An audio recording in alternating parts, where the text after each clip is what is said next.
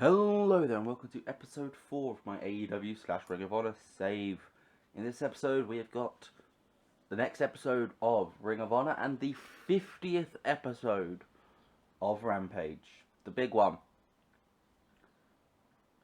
So we look at last week's ROH TV. We saw the announcement of the ZeroG division, sort of the anti-pure division. Got Chelsea Green and Deonna Purrazzo versus the Bunny and Penelope Ford, boosting up the women's division. Suzuki Gun made their debut, Minoru Suzuki and Zack Sabre Jr. And we built up towards the FTR versus the Briscoes. This is the go-home show before Death Before Dishonor.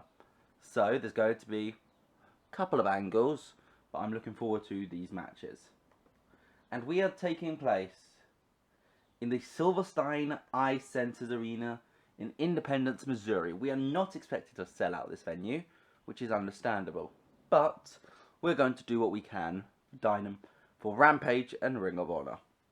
The taping as a block, I think, is so much better than the taping ROH and Rampage together on a block on Friday. I think is so much better than the previous strategy. And let's get into this show. And we kick things off with Head of Talent Relations Christopher Daniels and Ring of Honor Commissioner announcing that the first ZeroG champion will be crowned at Death Before Dishonor. And it will be an AEW High Flyer versus a former Ring of Honor World Champion. It will be Dante Martin versus Bandido to crown the inaugural ZeroG Championship. Matt Sydal and Chavo Guerrero will be in their corners. And boy, is this going to get exciting. It's going to be a high-flying, high-action match. So the ZeroG division rules are quite simple. The matches have a 15-minute time limit. Well, that's pretty much it. They're 15 minutes as high pace, and it's all about high-paced wrestling. That's what we're setting aside with the ZeroG division. Obviously, the Pure division has all of its rules. The ZeroG division is just fast action. 43 rating for the opening angle. Women's match next as Serena Deeb defeats Deonna Purrazzo with a quick cradle, building up her match against Mercedes Martinez at Death Before Dishonor. Purrazzo is going to be a future contender. She's the person who Martinez beat for the title to unify them. So it'll be interesting to see the way this sort of dynamic with the three of them now. Serena Deeb barely beat Deonna Purrazzo. How's she going to handle against the woman who beat Purrazzo cleanly in the middle of the ring? 48 rating, 51 for Purrazzo, 45 for Deeb. And in a match which almost feels more TNA than Ring of Honor, Jay Lethal versus Frankie Kazarian. Jay Lethal picks up the win over Kazarian with the lethal injection after Satnam Singh and Sonjay Dutt get involved, attacking Kazarian, and they both start a beatdown, all three of them, after the match, until Christopher Daniels and Samoa Joe come out. Of course, Daniels is the authority figure, so him getting involved in a storyline quite early on shows you what sort of authority figure he's going to be. He's not going to be a permanent decision maker. He's just a figure we can use to represent the power of Ring of Honor, because he's such an ROH original. And Joe obviously is feuding with Lethal, and this feud will spur off into Death Before Dishonor. 47 rating. And the main event gets a 66 rating, as Bryan Danielson defeats Lee Moriarty in 1821 with a Busaki knee. Gets a 66, 82 for Danielson, 28 for Lee Moriarty. Oof, not great. We need to build him up. But an open match, which is deliberately what we did for it. Let's hope this gives him a boost, because being in a 66 rated match for Moriarty will be a great assist. Didn't work calling it in the ring though. That's a shame. I thought Danielson would be able to help him with that. So what did we get overall? 52. It's a very disappointing episode of Ring of Honor for the go home show. The pay-per-view Should be a complete reset for us though. We'll be able to work out where we're going from here. So let's pause and let's get to Rampage. And the 50th episode of Rampage in front of just over 2,000 people, which is higher than we expected, opens with Adam Cole taking on Max Caster.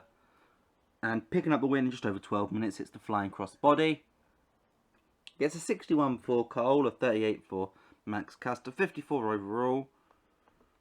Isn't too shabby actually.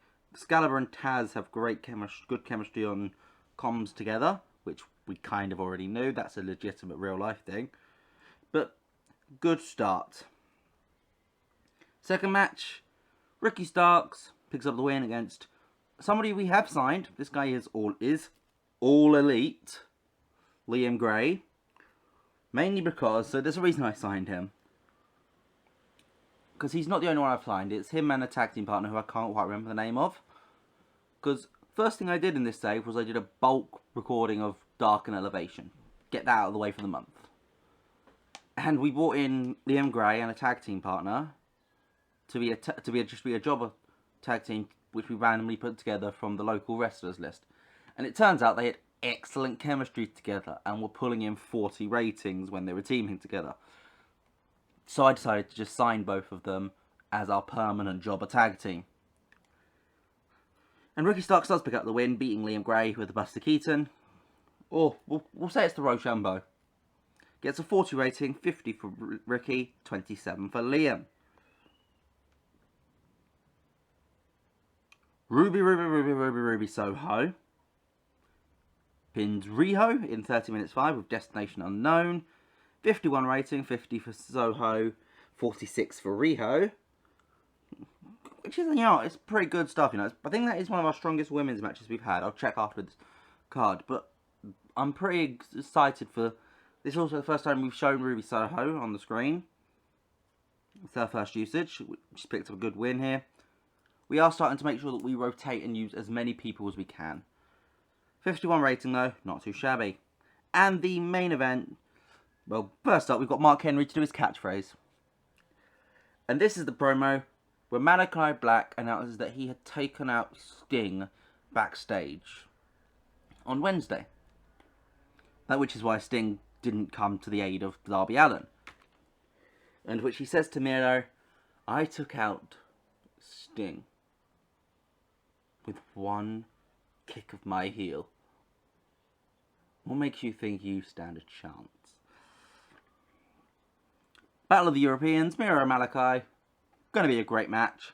It's time for the main event,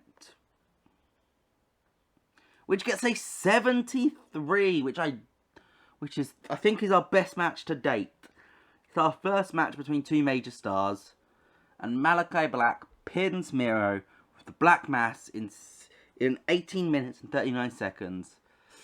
Malachi Black is your #1 contender for the AEW Interim World Championship and will face Jon Moxley at Fyter Fest. Gets a 73 rating. Great stuff. What do we get overall?